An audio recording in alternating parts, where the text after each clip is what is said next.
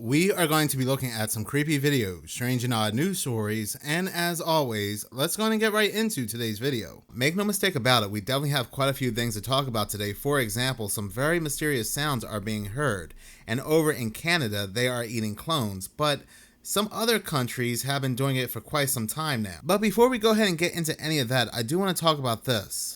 So can anybody help me out and tell me what this happens to be? This is the second or third time I've seen this flying across my city, and my city has had a lot of strange things going on, which makes a lot of sense because it has a nuclear power plant. But this is not a star because, again, it's flying across the sky and it has the same altitude as a drone or a plane, and yet it doesn't look like any drone or plane I've ever seen before, and you can see it pulsing. It's very similar to these orange orbs I have been talking about quite often on both of my channels actually, and they have been seen quite frequently in both North, South, and Central America. I captured this last night outside, and I try to zoom in closer on my computer. The best way I can describe it is that it looks like some kind of flying heart. But it also looks like it's pure energy or plasma or something along those lines. If anybody has seen this before or knows what this happens to be, please do go ahead and comment below. And apparently a very similar orange orb was also seen in England as well this month.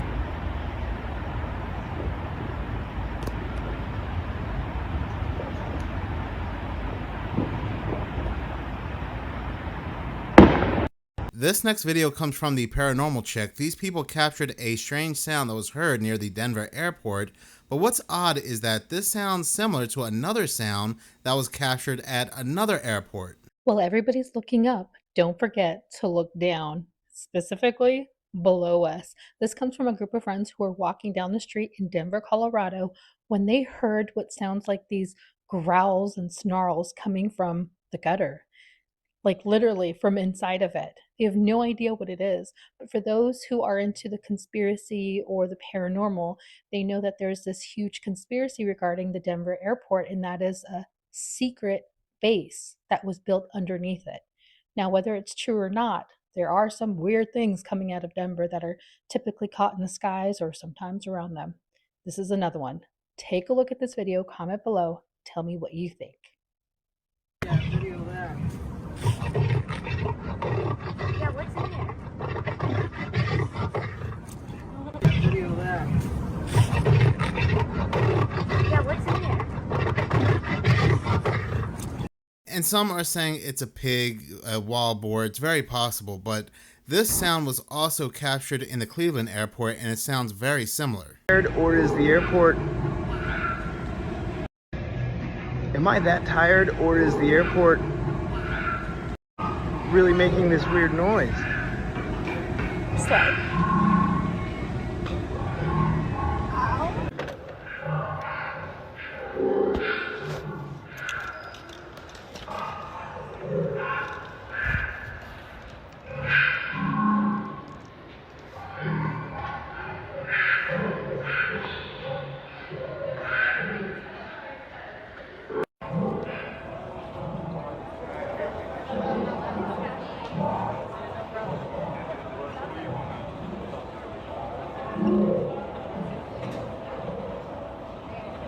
I mean, I know I'm not losing my mind. I thought they sound very similar, and the question happens to be then, what is going on around and inside these airports? But moving on, for quite some time, I have been talking about people hearing very strange sounds in the skies, or they think it's coming from the skies. Like, for example, most recently, I had spoken about this video right here.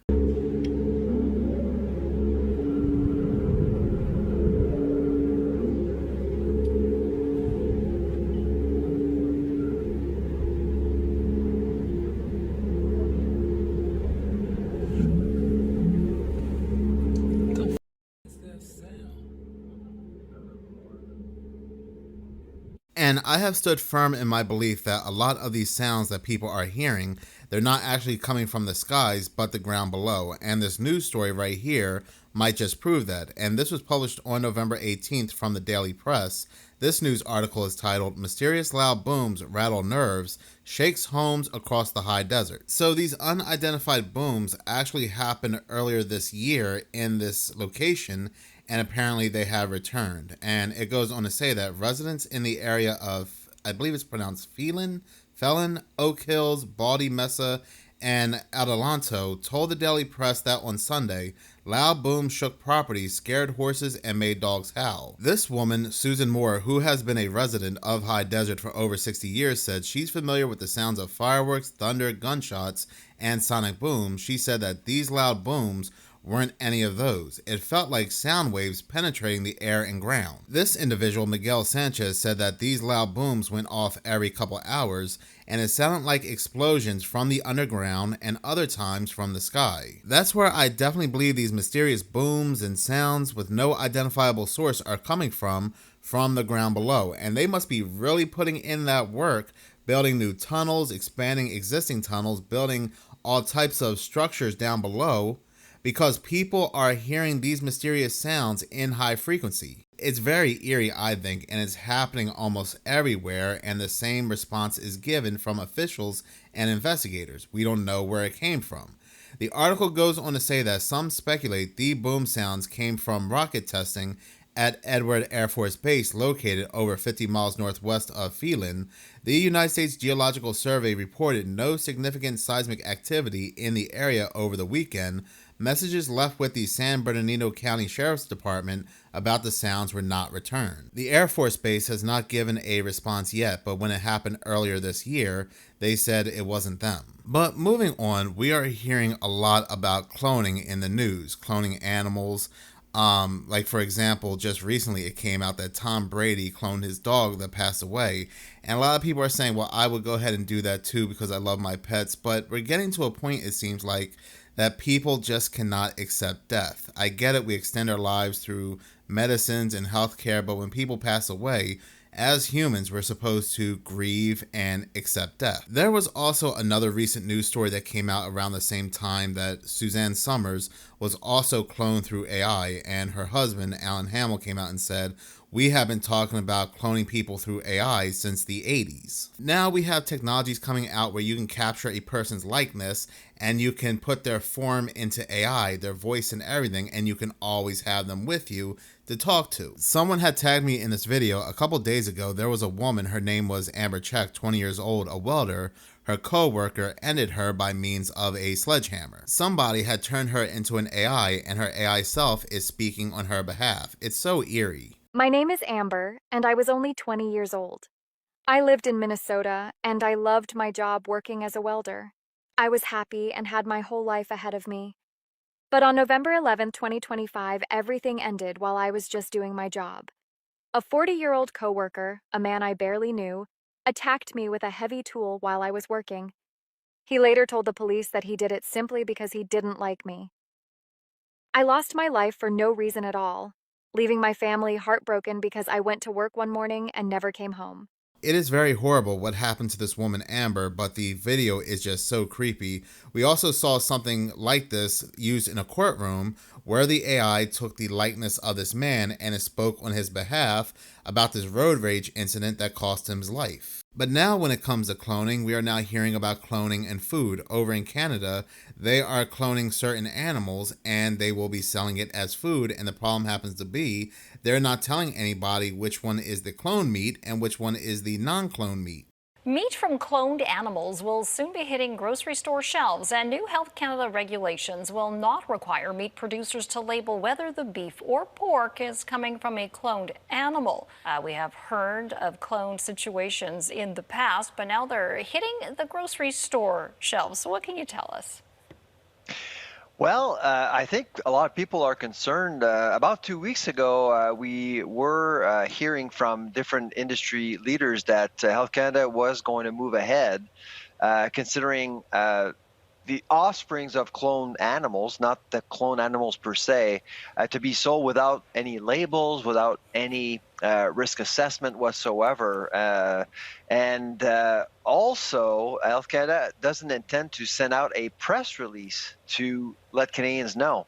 So there's a lot of unknowns here, and I think a lot of Canadians are caught by surprise. And if you look at social media right now, a lot of people are a little upset by the fact that these products aren't going to be labeled at all. So you and I won't know whether or not the product actually is coming from cloning whatsoever. why are they cloning at all? Do we need to do this? Well, the intent, I mean, it's essentially cloning is about optimizing the genetic pool of a herd, I guess. It's if there is an animal out there that you feel that has actually provided to the market, the perfect steak with the perfect marbling, you want to, well, recreate that animal. That's what cloning is. We're not talking about lab-grown meat here. That's totally different. Cloning is about optimizing animal genetics, essentially. So it's by cloning another animal that is perfect for the market, and you do that instead of just going through artificial insemination, which is really the conventional way to do it. Okay, so I guess, is the government listening to people's concerns? I'd say yes. I mean, the science is pretty clear from a food safety perspective. There shouldn't be any concerns at all. I mean, there's actually a lot of literature on this issue the last 25 years, but the science is not really the problem here. It's the silence, really, I think, because if you're concerned about cloning, you'll know that there's some trial and error. So if you're an animal welfare activist, if you care about animal welfare, you may be concerned about cloning in general. We do label halal products, kosher products, and a lot of people are wondering, well, why not clone animals as well? So that darkness within the supply chain is making a lot of people feel uneasy. Yeah, there's been no clear direction as to why they're not labeling this. It's not good. Exactly. Yeah, I would want to know, just out of curiosity, if nothing else. I would too. I would too. Honestly, I think we're again repeating the same mistake. We saw that with GMOs back in the 90s. It entered our food supply, and now we have several people concerned about genetic engineering, and we're not labeling that. There's a voluntary labeling policy in Canada for genetically modified ingredients, but it's not mandatory. And again, we're just not allowing consumers to befriend any technological advancements within the supply chain. Yeah, it's very interesting. Okay, so nutritionally wise, going back to the actual clone meat, it's fine as far as you know for people to eat? Well, Jennifer, if I give you two pieces of meat, one is conventional, the other one is cloned, you won't be able to tell the difference, to be honest, okay? Because you're basically recreating the same animal. However, if it is labeled and I offer you the cloned meat half price, which one would you choose? And there it is, the pricing situation. Exactly. So it might be cheaper meat in the end. Well, it costs less. Eventually, it will cost less for the industry to produce meat. So again, without labeling, how can consumers possibly benefit from these technological advances? That's really the matter here. Well, and we know what meat prices are doing at present. Exactly, especially beef. Yes, especially beef. Yikes. All right, well, thank you so much. Now, they are saying that this has nothing to do with a lab, it's not lab-grown meat, and I get what they're saying, right? The food itself is not made in the lab, but here's the thing. The process of making these clones is a process called somatic cell nuclear transfer, where the nucleus from a body cell of a desired animal is inserted into an egg cell that has its nucleus removed. This is all done in a lab. So either way, it's still coming from a lab and it's genetically modified animal. What I find interesting is that this is now coming out in Canada, and you have people from the United States, from other countries saying it's wild what's currently taking place in Canada. I would not eat these cloned animals and so forth. But back on May 20th of 2021, the United States Food and Drug Administration released this article, a primer on cloning and its use in livestock operations. This article straight from the FDA says, imagine the perfect dairy cow. For 8 years, she has gotten pregnant on the first try, given birth easily, and produced gallon upon gallon of the best milk. Even when others in the herd got sick, she stayed healthy. She is ideally suited to the climate in which she lives. The farmer has depended on this cow and her daughters in lean times to carry the farm through. But now she is at the end of her reproductive life. Although the farmer may have this cow's daughters to carry on the line, he also has another alternative, copying her. Biological copying is referred to as cloning. By cloning his prized cow, breeding the clones, and keeping their offspring, the farmer can introduce natural positive characteristics into the herd quickly. It's nothing but a GMO animal. it would take several more years to achieve these same improvements by conventional breeding. Farmers can also clone animals to produce more uniform quality meat. Well, there you go. Take, for example, a male swine that time after time sires offspring that mature quickly and provide lean meat. If a farmer has several of these boars, he could quickly produce an entire herd with consistent high-quality meat. Researchers have been cloning livestock since 1996, when it became apparent that cloning would become a commercial venture in 2001. The Food and Drug Administration Center for Veterinary Medicine asked that food from clones and their offspring be voluntarily, so it's not mandatory, voluntarily kept out of the food chain. The FDA then began an intensive evaluation and included examining the safety of food from these animals. But does it really matter what they say if they approve it or not?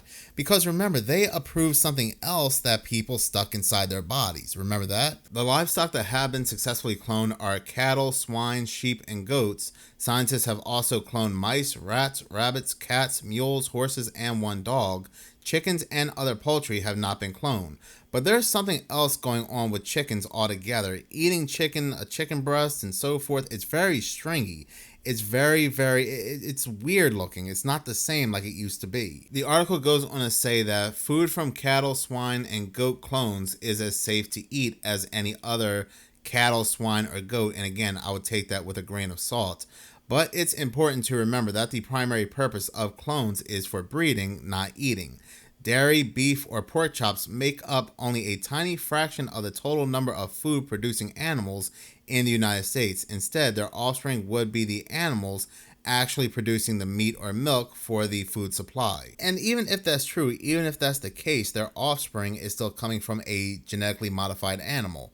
But I'll be honest, at the end of the day, eating a GMO animal, a cloned animal, is probably below when it comes to the tier list of concerns I have about the food supply, because what's really high up there is Soylent Green is people. And I just wonder how many people have been cloned, because it's always a big quote-unquote conspiracy theory. Celebrities have been cloned, people have been cloned, people are being cloned for the food supply. But it seems like news stories like this are basically a soft disclosure to people being cloned. One of the reasons, outside of the fact that it's just nasty, disgusting, and morally wrong, that you should not eat people is the fact that you could get a prion disease, a disease that attacks the brain that's not curable. And isn't it just such an interesting quote-unquote coincidence that for the past few years now, there has been an explosion, a rise of cases of prion diseases within the United States. It's just sick. But on my other channel, Seconds of Horror, I had made a video where I included a segment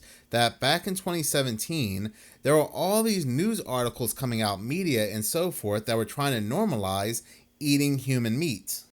Across something pretty weird. As I was going down the rabbit hole of human meat, I noticed that back in 2017, for whatever reason, there was an explosion of news articles from different news agencies trying to normalize eating humans. For example, this article from PBS, if you had to eat a human, which body part should you pick first? And then it goes on to say, with 650 muscles and 206 bones in an adult, there are more than enough options on the menu. Vice.com on June 2017, why you should skip the brain if you eat your friends. And oddly enough, they even compare human meat to that of a pig and say that both species are omnivores and eat similar diet. You see how they're trying to sell it? From SciTech.org, is it really bad to eat people? Eating other humans is an ultimate taboo, but is it really that bad? Is it unnatural? Not at all. From the Smithsonian on April 2017, new study fleshes out the nutritional value of human meat. The caloric value of the human body is surprisingly low compared to other prehistoric food options. Oh, and look at this one from Wired.com on October 2017. What's wrong with eating people? You could soon be dining on lab-grown celebrity canopies and lightly seasoned chunks of your loved one. And these articles were just a few of a plethora of articles out there back in 2017 convincing people to eat humans. Then afterwards, all these TV shows, all these cooking shows tried to also normalize human meat. This is my first human. I am so excited. Now, in one of my most recent videos, I had spoken about how there was a company over the thought of eating cloned animals, genetically modified animals in a lab and their offspring is definitely very off-putting. But at the end of the day, who truly knows what's in our food supply, especially given the fact that I strongly believe Soylent Green is indeed people. And I do think it's news stories like this that are trying to soften us up to lab-grown meat, because once they do get rid of all the farmland for these data centers and there's going to be pushback, they're just going to say, well, you've been eating lab-grown animals anyway. Yeah, they were raised on a farm with their offspring, but they all started in a lab as an embryo. What's the difference? You lived, you survived, and the FDA approves this lab-grown meat. This next video I saw off of Barry Stepp's channel. Anybody live in New York City, and did you just have your house sprayed with pesticides? I was in my living room, my windows are open, these trucks come by, they're making these dystopian announcements. Run inside, get inside.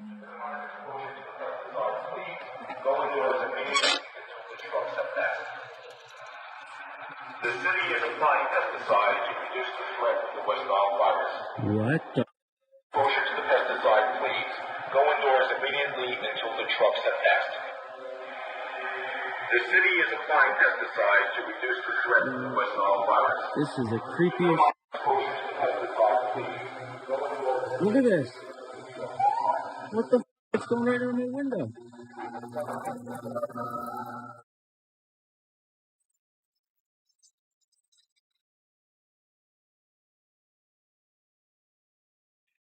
Well, just told me.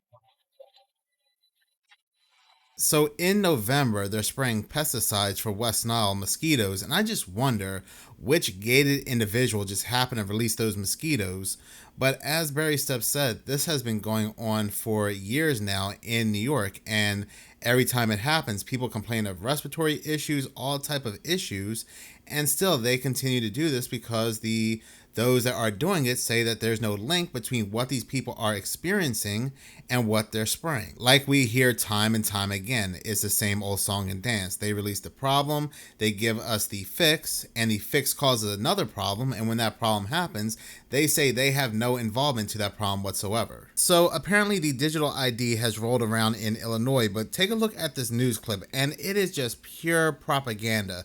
They are softening people up, hyping people up for the real thing that will be absolutely mandatory. New option for Illinois residents as big tech meets your identification. Yeah, in less than 2 hours from now, digital IDs will become available to Apple users. Our Kai Martin here to break down this new program from the Secretary of State's office. And so, Kai, we should point out this won't be available to Samsung or Google phone users, at least not right now. That's correct, Michelle. So this is a gradual rollout, and it begins at 7 this morning for Apple users. Samsung and Google customers, you'll have to wait until early next year, we are told, for this feature. A mobile ID is done through your Apple ID, and it uses similar encryption technology like Apple Wallet. Secretary Alexi Giannoulias stresses a digital ID does not replace your physical card. It will also not work with law enforcement. Officers should not have access to your phone, and that is supported by privacy advocates. So you can use it at big venues like Soldier Field, at bars and restaurants, checking if you're 21, and at O'Hare and Midway's TSA checkpoints. I mean, this is very innovative. A lot of the country going in this direction. You know, you got to worry or wonder about safety, security. Any concerns there? Did Alexi talk about that? So Giannoulias did address this. There are two groups of people. There are technophobes who new technology is a little frightening maybe, and they don't trust big companies like Apple. I mean, how many times do we report on data breaches? So it is a concern. However, it is very similar technology to if you do banking on your phone and you use your Face ID and Touch ID, so that if your phone somehow gets stolen or lost, you don't want to have your phone just open to anyone. So use the protections that Apple has, and if you trust Apple and those protections, then you can use it for convenience. Yeah. But it's not a replacement. So when you're going to fly out to grandma's house, make sure to bring that real ID. Gotta have that if there's ID. a problem at the checkpoint or something's not right, you're going to need that ID to board the plane anyway. Yeah, important to point out. This is not a switch out. It's more like an add-on. You still need to have that print ID. If you're like me and you're at the airport and you got your, you know, you got the things and then you got the kids, and it's like, my boarding pass is already on here. There you go. So I'm going to embrace it. Most people walk around with their phones in their hands all day anyway. You just don't have to dig for that wallet. Well, we'll see how it goes. And if you're concerned about the technology and such, there's also concerns. Sometimes you drop your ID or your credit card or whatever. You know, there's concerns there too. So. Yeah, tell. I had also mentioned how there are insects now appearing where they've never appeared before. For example, mosquitoes over in Iceland now. And now we have this Lone Star tick where if you're bitten by it, you become allergic to all kind of animal products. It was first seen in Texas and then the eastern side of the United States, and now it's basically going everywhere. Well, now over in Australia, they have found a bee called the Lucifer bee for the very first time ever. Scientists in Western Australia have discovered a devilish new species of bee. The researcher who discovered the species has named it Lucifer after its demon-like horns. The species was discovered while scientists were studying an endangered native wildflower. Dr. Kit Prendergast says that she noticed the tiny horns on the bee's head as it was visiting the flower and a nearby tree. The insect was discovered in Western Australia's Goldfields region. Dr. Prendergast says the area is at risk from mining operations and that her discovery underscores the importance of detecting native species before their habitats are disrupted.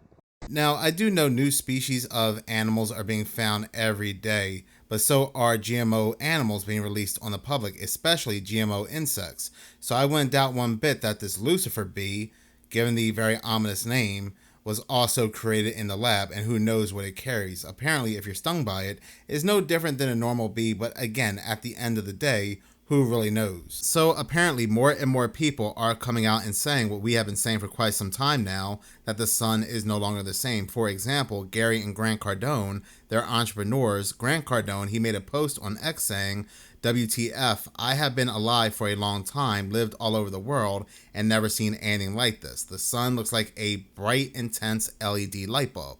If you think this is normal, then, I don't know what to tell you, man. Okay, I can't even look close to the sun. Unbelievable. This is not magnified any. You want to see magnified? There you go. Please. If you think... On my last video on Mental Horror, I had spoken about how AI will now be used as faith leaders, but the added new extra information in this news clip makes it just so much more disturbing, and thousands upon thousands of people are already turning to these AI chatbots.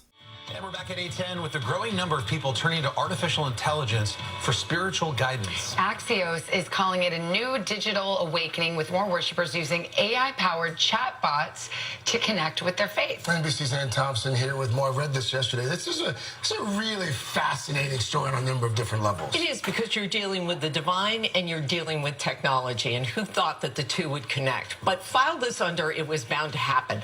Artificial intelligence already corrects our grammar, writes essays, and does research. The question now is, can it also deepen your faith? The simple answer, yes, because there's an app for that. Right next to your shopping, betting, and news apps, you can now click on a variety of new faith apps that offer spiritual experiences powered by artificial intelligence. There is a Bible AI to explore and converse about the good book. On your desktop, Episcobot answers questions about the Episcopal Church. And yes, there's even text with Jesus. I can text questions to Jesus, and he responds, promising a deeper connection with the Bible's most iconic figures, including Satan, although he's only available to premium users. I wanted to text with Jesus. Dear God. Exactly. I'm going to ask Jesus why bad things happen to good people. It uses your name if you want. And my heart aches with yours when you see pain. And cites Bible verses in the answers. And we know that all things work together for good to them that love God. Stefan Peter developed the app. So who am I really texting with when I text with Jesus? Well, you obviously took him to an AI chatbot, basically pretending to be these people, pretending to be Jesus or any of the apostles. Some believe this is a bad thing. It is a slippery slope when you're running to these AI chats more than you're consulting with the Lord. Religious researcher Robert P. Jones has doubts. And the challenge, of course, is that we have no idea what's under the hood there, what's really creating the reality that they present. Today, nearly 30% of Americans say they have no religious affiliation, and as many as 15,000 churches are predicted to close this year. So could AI help revive America's religious spirit? I use AI to help me find texts. I use AI to help challenge my thinking. Rabbi Daniel Bogard uses AI in his work leading St. Louis's Central Reform Synagogue. What is the danger of using AI when it comes to religion? I think the danger is always that we are losing sight of humanity and human connection. That danger is a constant focus for Pope Leo. It must not be forgotten that artificial intelligence functions as a tool for the good of human beings, not to diminish them, not to replace them. A new technology offering a new path to faith and practices as old as time. Now, Stefan tells me that Text with Jesus has about 150,000 users, but the app is still a work in progress. He's currently experimenting with voice features and looking to add even more characters to the biblical roster. He says in just a few weeks, right in time for Christmas, users will be able to chat with the three wise men. More and more religions, and it's not just Christianity or Catholicism and so forth, but a lot of religions are turning to AI to reach the people, and this is just going to open doors to this AI digital one world religion. But in any case, thank you so much for watching. If you like this channel and you want to see more, please subscribe. If you're already subscribed, please like, as any engagement does help the channel grow. Once again, thank you so much for your support.